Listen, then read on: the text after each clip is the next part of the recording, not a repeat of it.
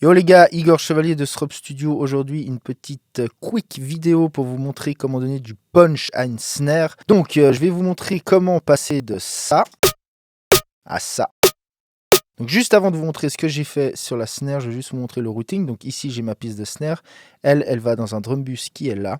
Donc, dans ce drum bus, si vous voulez, la snare arrive d'abord sur cette piste, d'accord ? Et cette piste part en parallèle ici. Donc, ça, c'est une parallèle compression de mon drum bus. Et donc, les deux sont regroupés dans un groupe qui est celui-là. Donc, pour commencer, j'ai un EQ avec lequel je rajoute des aigus, un tout petit peu.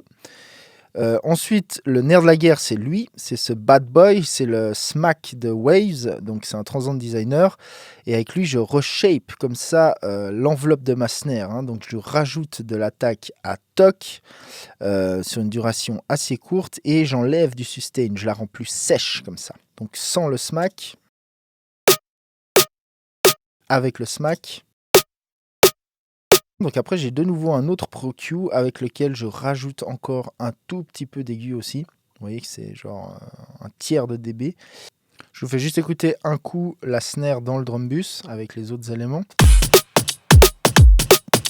Donc si je vous enlève maintenant le process de la snare dans le contexte du drum bus, le problème c'est que maintenant on a augmenté notre valeur pic sensiblement de notre snare, et ça peut poser un problème, surtout que c'est de la drum and bass. C'est un genre de musique qui a besoin d'être loud, qui est loud par nature. Donc évidemment, il va falloir maîtriser ces valeurs pic. Donc je reviens sur mon drum bus. Donc ma snare, maintenant, elle passe déjà premièrement dans cette piste. Et dans cette piste, j'ai une tranche de console SSL qui ne fait rien. C'est-à-dire que j'ai aucun EQ, aucune compression. J'ai juste la coloration de la tranche SSL. Donc si on écoute l'ensemble dedans,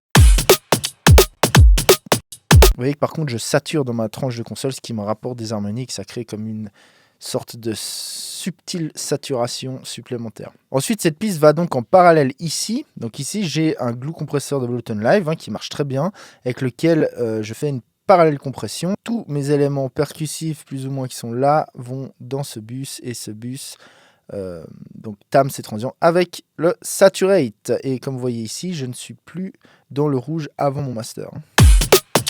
Ok, donc un classique exemple de compression, clipping, saturation par étage, petit à petit. Évidemment, tout ça va aussi dans mon master qui est là, où j'ai une chaîne de master, mais ça, c'est un autre topic. Donc voilà les gens, Igor Chevalier de Strop Studio, stropstudio.com. C'était comment process une snare pour lui donner plus de punch au sein d'un mix drum and bass. Comme d'hab, n'oubliez pas s'il vous plaît de liker, commenter si vous avez des questions, et surtout de vous abonner. Si vous souhaitez aussi soutenir Studio, le channel et moi-même, j'ai un Patreon, je vous mets le link en dessous. Allez, à plus les gars, ciao!